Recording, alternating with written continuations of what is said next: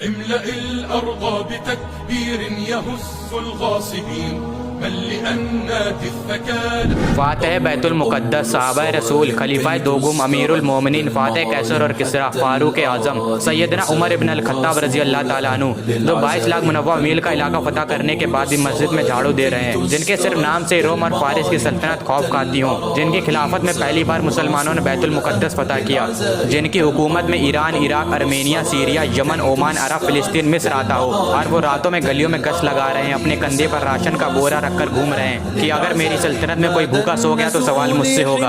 आज की शानदार वीडियो में हम लोग हजरत उमर के ही बारे में जानेंगे, उनकी तारीख को पढ़ेंगे। तो चलिए शुरू करते हैं। दोस्तों, हज़रत उमर हज़रत हमज़ा की तरह अरब के जाने माने जंगजू थे।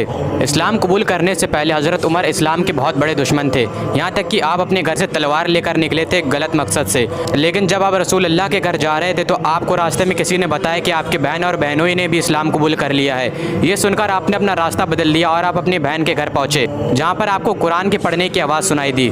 आप घर के अंदर घुसे और आप अपनी बहन और बहनोई से लड़ने लगे, लेकिन बाद में आपने कुरान के लफ्ज़ों से मुतासिर होकर इस्लाम को अपना लिया। अल्लाह की कुदरत देखिए, जो उमर अभी तलवार लेकर निकले थे अब वो सहाबी रसूल बन गए हैं। हज़रत उमर इस्लाम कबूल करने के बाद हर एक मुनाफिक और काफिर के घर पर गए और गेट खटखटाया।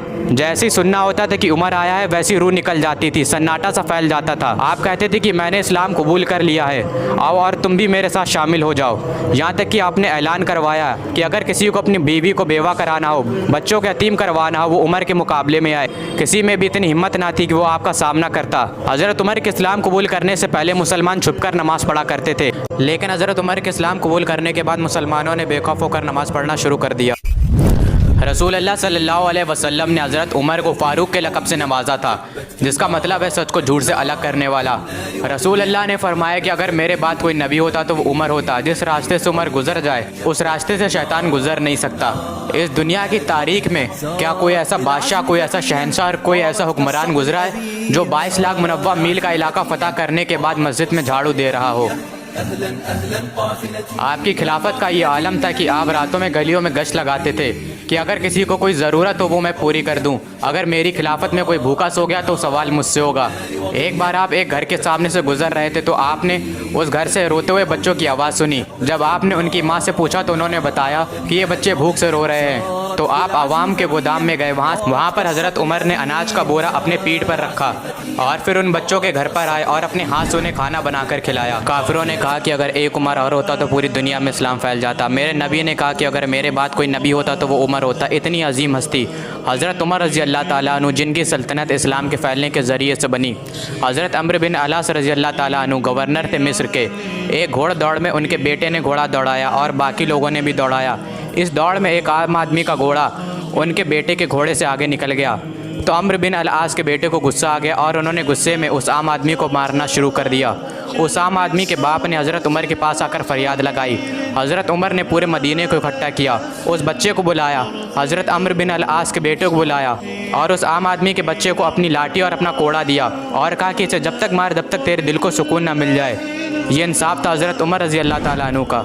हज़रत उमर की खिलाफत के दौर में मुसलमानों को यमन से माने गनीमत में कपड़े मिले थे और जब हज़रत उमर खुतबा देने के लिए मस्जिद में आए तो हज़रत सलमान फ़ारसी रज़ी अल्लाह ताला अन्हु खड़े हुए और कहने लगे कि जो हमें माले गनीमत में कपड़े मिले थे उससे किसी भी मुसलमान का कुर्ता नहीं बना है और आप तो वैसे भी इतने लंबे हैं तो आपका कुर्ता कैसे बन गया? तो हज़रत उमर ने अपने बेटे हज़रत अब्दुल्ला बिन उमर रज़ी अल्लाह ताला अन्हु को खड़ा किया और उन्होंने बताया कि मेरे पास इतना कपड़ा नहीं था कि जिससे मेरा भी कुर्ता बने और अब्बा का भी कुर्ता बने, इसलिए मैंने अपने हिस्से का कपड़ा अपने अब्बा को दे दिया। ये थी उस वक्त की खिलाफत। आज हम कहते हैं कि आज हमें बोलने का हक़ है और वहाँ पर जरा सी चीज़ पर बोलने का हक़ था। ये दौर आलम था खिलाफत का, हज़रत उमर की खिलाफत के दौर का। हज़रत अबू उबैदा इब्न ज़रा रज़ी अल्लाह ताला अन्हु, हज़रत खालिद बिन वलीद, हज़रत साद इब्न अबी वक्कास रज़ी अल्लाह ताला अन्हु, ये सब बड़े बड़े कमांडर हज़रत उमर की खिलाफत के वक्त के दौर के ही थे। हज़रत उमर की खिलाफत के दौर में ही सबसे पहले मुसलमानों ने बैतुल मुक़द्दस को फ़तह किया था। जब पहली बार मुसलमानों ने बैतुल मुक़द्दस का मुहासरा किया तो पता चला कि शहर में हमला करने का कोई भी रास्ता नहीं है। इसके बाद यरूशलेम के कुछ बड़े उलमा ऊपर मीनार पर आए और कहने लगे कि ऐ मुसलमानों, अगर क़यामत तक भी तुम यहाँ खड़े रहोगे तब भी ये शहर फ़तह नहीं कर पाओगे, लेकिन हाँ, एक दरवेश बादशाह के यहाँ तो शहर फ़तह होना है। हज़रत अबू उबैदा इब्न ज़र्रा रज़ी अल्लाह ताला अन्हु जो कि फ़ौज के कमांडर थे, उनका जहन गया कि दरवेश बादशाह तो मदीने में है, हज़रत उमर रज़ी अल्लाह ताला अन्हु, क्योंकि ये वक्त हज़रत उमर की खिलाफत का था। हज़रत अबू उबैदा ने एक ख़त हज़रत उमर की तरफ रवाना कर दिया। ख़त मिलते ही हज़रत उमर यरूशलेम के लिए रवाना हुए। ये सफ़र एक तारीखी सफ़र रहा, 700 मील का सफ़र है। हज़रत उमर अपने एक ऊँट और अपने खादिम के साथ हैं। कभी हज़रत उमर ऊँट पर बैठता और खादिम आगे चलता, तो कभी खादिम ऊँट पर बैठता और हज़रत उमर आगे चलते। जब हज़रत उमर यरूशलेम पहुँचे तो खादिम ऊँट पर बैठा हुआ था और हज़रत उमर ऊँट के आगे चल रहे थे, और हज़रत उमर के कपड़े भी काफ़ी ज़्यादा फटे हुए थे।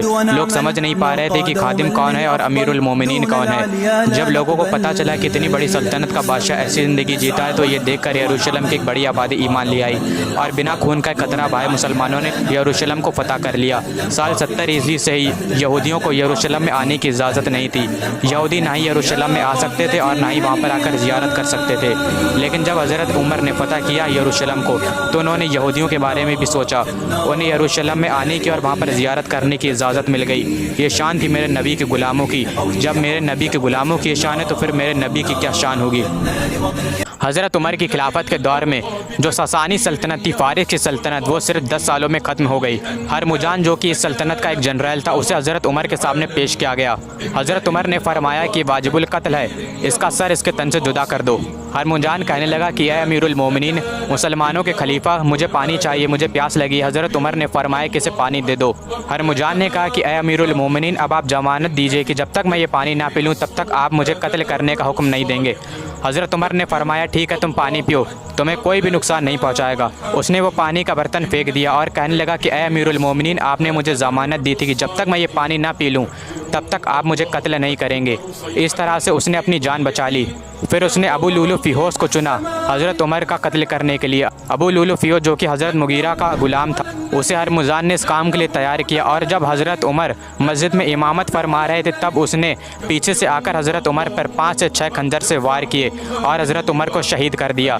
पता है अबू लुलु फ़िहोस को ईरान में क्या कहा गया? हज़रत अबू लुलु फ़िहोस। ईरानी जो अपनी कौम पर बहुत फ़ख्र महसूस करते थे, उस सल्तनत को ख़त्म कर दिया गया हज़रत उमर के हाथों, और उस सल्तनत के एक जनरल ने इस तरह अपना इंतकाम लिया। दुश्मनों को लगा था कि हज़रत उमर के कत्ल करने के बाद ये मुसलमानों की सल्तनत भी बिखर जाएगी। उन्हें लगा था कि ये पूरी इमारत हज़रत उमर के ऊपर खड़ी है, लेकिन ऐसा कुछ भी नहीं हुआ। हज़रत उमर के बाद हज़रत उस्मान की दौर खिलाफत आई। ये जो इमारत थी ये रसूलुल्लाह सल्लल्लाहु अलैहि वसल्लम ने बनाई थी, इतनी मजबूत जिसे गिराना नामुमकिन था। और इसी के साथ हमारी तारीख़ इस्लाम सीरीज़ का पहला एपिसोड ख़त्म हुआ। मुलाकात होगी जल्दी किसी नए एपिसोड में। जब तक के लिए अल्लाह हाफ़िज़।